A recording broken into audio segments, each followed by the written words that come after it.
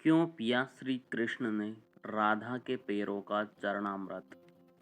चरणामृत से संबंधित एक पौराणिक गाथा काफी प्रसिद्ध है, जो हमें श्री कृष्ण एवं राधा जी के अटूट प्रेम की याद दिलाती है। कहते हैं कि एक बार नंदलाल काफी बीमार पड़ गए।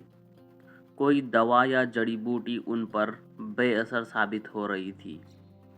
तभी श्री कृष्ण ने स्वयं ही गोपियों से एक ऐसा उपाय करने को कहा, जिसे सुन गोपियां दुविधा में पड़ गई। दरअसल श्री कृष्ण ने गोपियों से उन्हें चरणामृत पिलाने को कहा।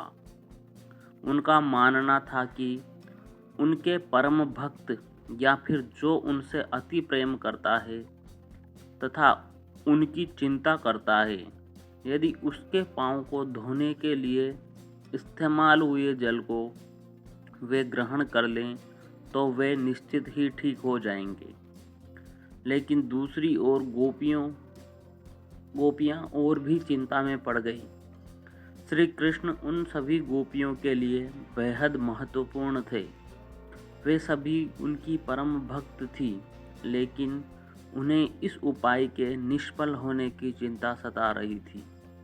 उनके मन में बार बार यह आ रहा था कि यदि उनमें से किसी एक गोपी ने अपने पाँव के इस्तेमाल से चरणामृत बना लिया और कृष्ण जी को पीने के लिए दिया, तो वह परम भक्त का कार्य तो कर देगी, परंतु किन्हीं कारणों से कान्हा ठीक ना हुए तो उसे नर्क भोगना पड़ेगा।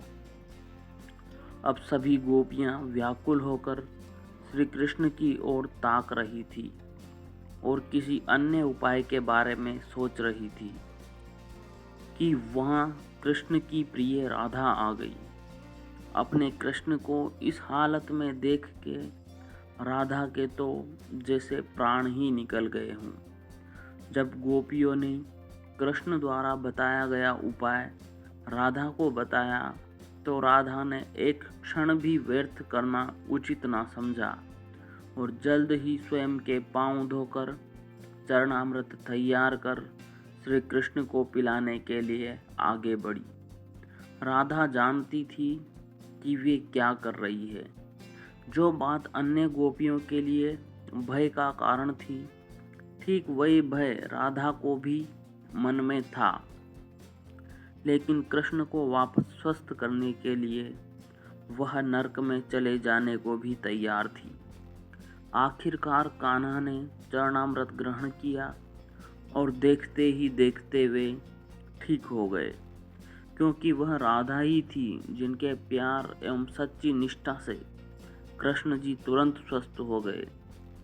अपने कृष्ण को निरोग देखने के लिए राधा जी ने एक बार भी स्वयं के भविष्य की चिंता ना की और वही किया जो उनका धर्म था। कहानी यहीं समाप्त होती है।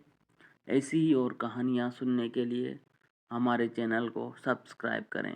धन्यवाद।